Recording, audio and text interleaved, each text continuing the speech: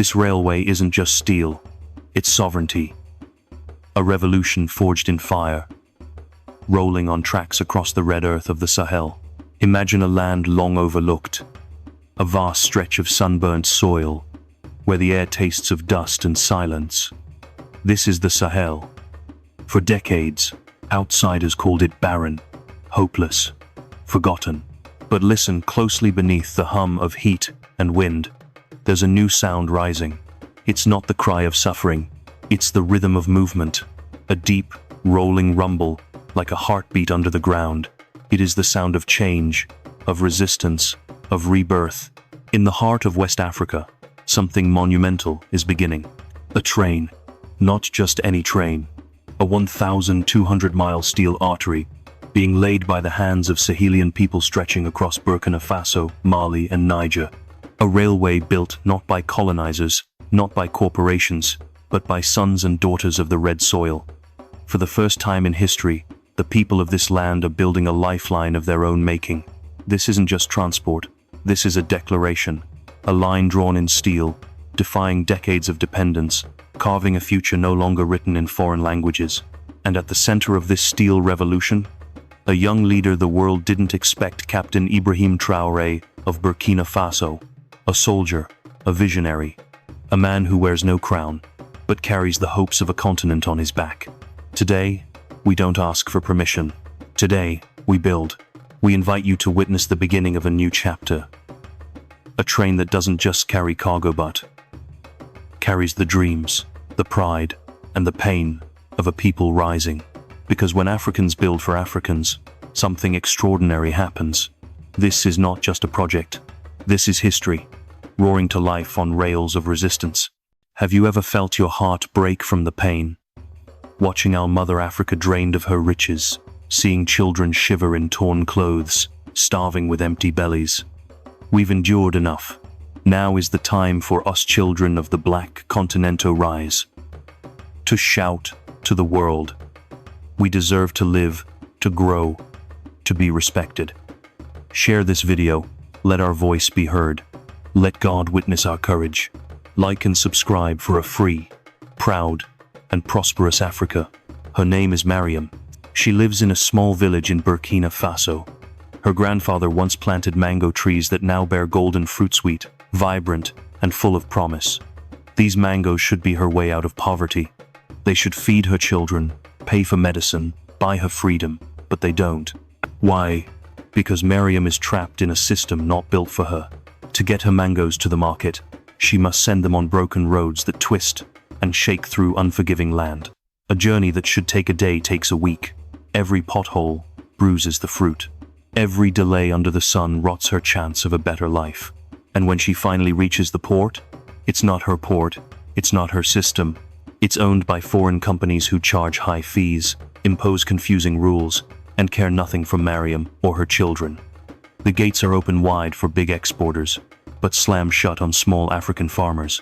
This port wasn't built for us. It was built to take from us. Gold from Mali, uranium from Niger, cotton from Burkina Faso, all flowing out through veins laid down by colonial powers. Roads, railways, ports, all designed like giant straws to suck the wealth from African soil to European markets. And who profits? Not the farmer, not the miner, not the builder, just the same hands that have always profited, the ones that drew our borders without asking, the ones that left us landlocked, poor, and dependent. Africa has never lacked resources. We have lacked freedom. Freedom of movement, freedom of trade, freedom to build for ourselves. Mariam's story is not just hers. It is the story of millions. We do not suffer because we are weak.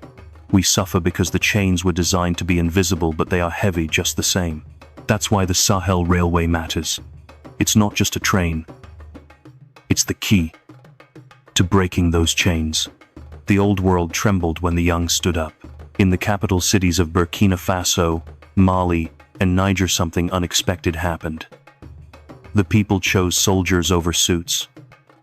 Not because they loved uniforms, but because they were tired of broken promises.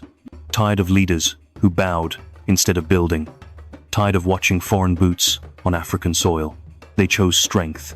They chose truth. They chose men who looked like them, spoke like them, and suffered like them. Captain Ibrahim Traoré in Burkina Faso, Colonel Assimi Goïta in Mali, General Abdourahmane Tchiani in Niger.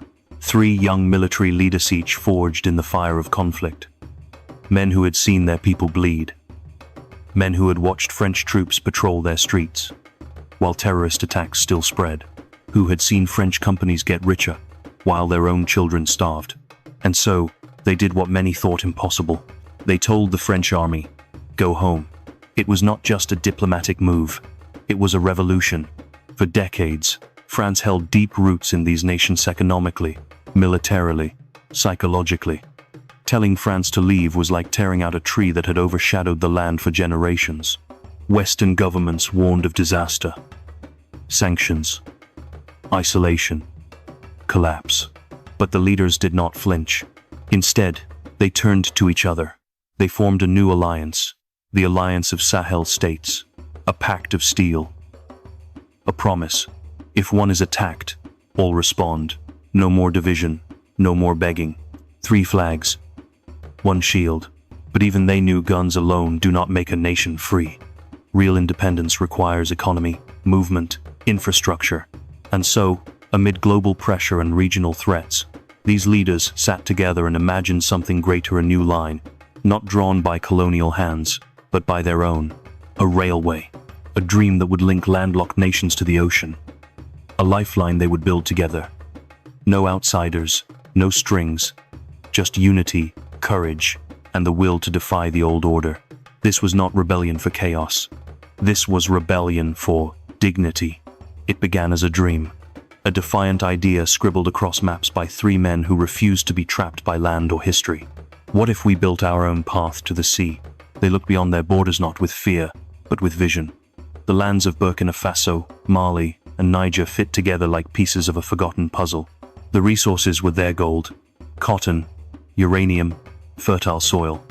What was missing was the connection, the artery, the steel spine. So, they drew a new line. Not a line of conquest, not a line forced by colonizers, but a line of steel and sovereignty. A railway to unite, to move, to liberate. But a dream needs more than ink. It needs money. And that's where the second revolution began. They didn't go to the IMF. They didn't knock on Western doors asking for help wrapped in chains. They turned inward. They looked to their own treasuries. They looked to the BRICS nations, Brazil, Russia, India, China, South Africa partners, who offered collaboration, not control. And most importantly, they looked to their own people, to the Africans scattered across Europe, America, the Gulf, the sons and daughters of Africa who had left, but never truly left. Captain Traoré sans tout écono, just a financial appeal, but a spiritual one. You may live far from home, but home still lives in you. This is your chance. This is your railway, for your children, for your pride. And the diaspora responded. Money poured in it from banks, but from hearts. From waiters in Paris, from nurses in New York, from engineers in Johannesburg. They gave not as donors, but as builders. This was no longer just a state project. It became a people's project. Every franc, every dollar, became a brick in the foundation of freedom. The Sahel Railway isn't being funded by pity. It's being built by belief. The railway does not follow the old paths, the ones built to drain Africa dry. It carves a new route, a route that serves the people. It begins in Lepaka Gorma, where the 3 nations meet, a region rich with gold, lithium, and other minerals. From there, the track winds through Burkina Faso's fertile plains, where farmers grow cotton and staple crops. It stretches across Mali's open heart, connecting remote towns long forgotten.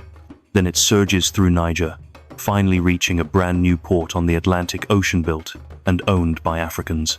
Every mile of this railway is a declaration. We will no longer wait.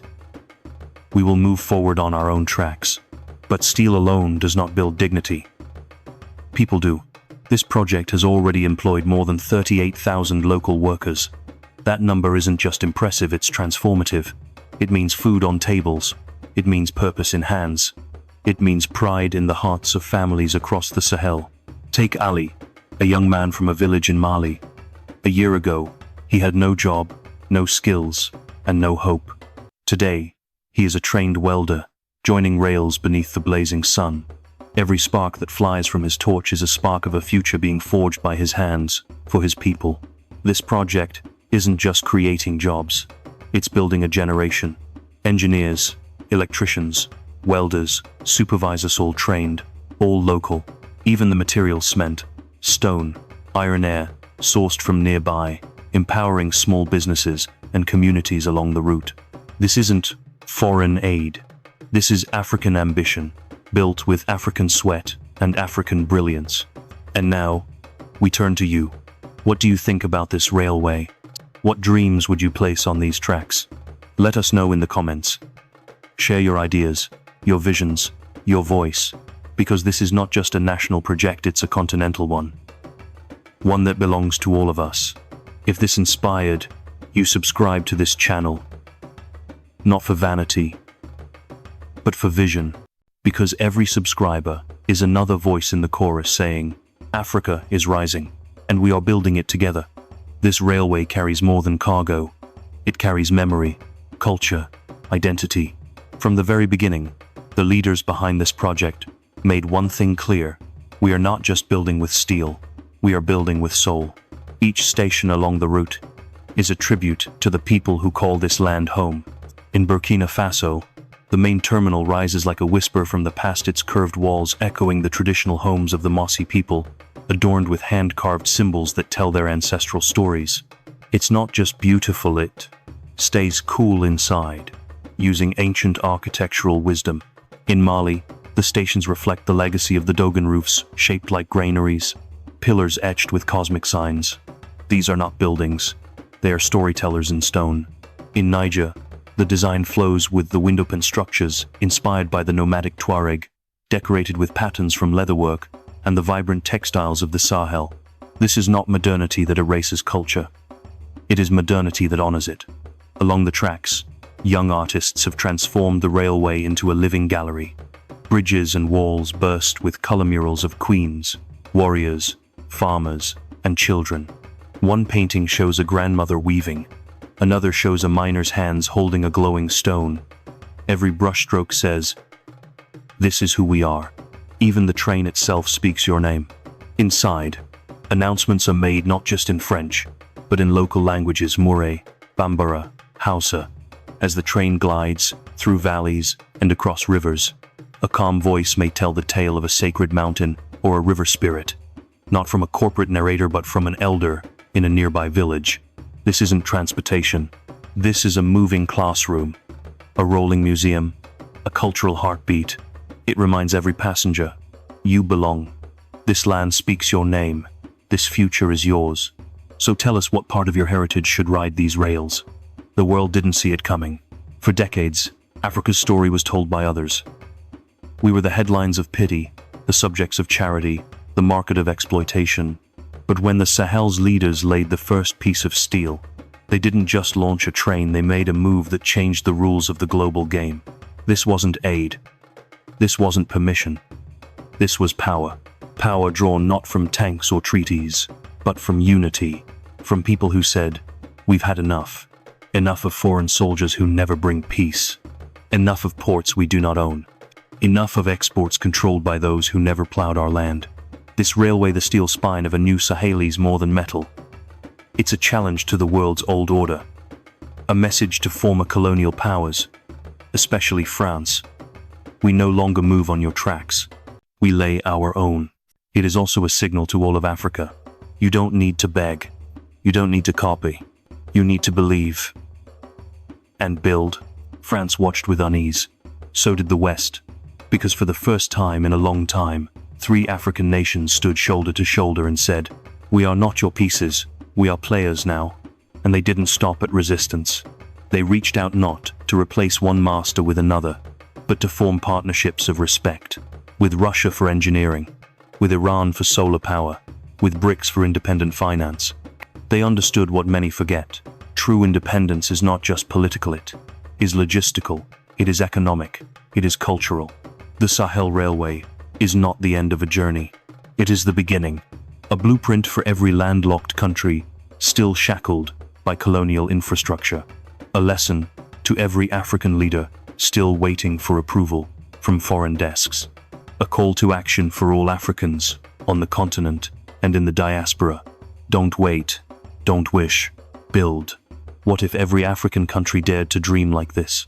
What if we all stopped asking, how, and started saying now? Let us know in the comments what you would build. If you could draw your own railway across your nation, what needs to change? What dreams deserve tracks? Your ideas matter. Your voice matters. Share this video. Let it echo across villages and cities, across borders and oceans. Let it awaken the proud hearts that still beat in silence. Let God see our courage. Let the world hear our roar. And if you believe in this vision, don't just watch.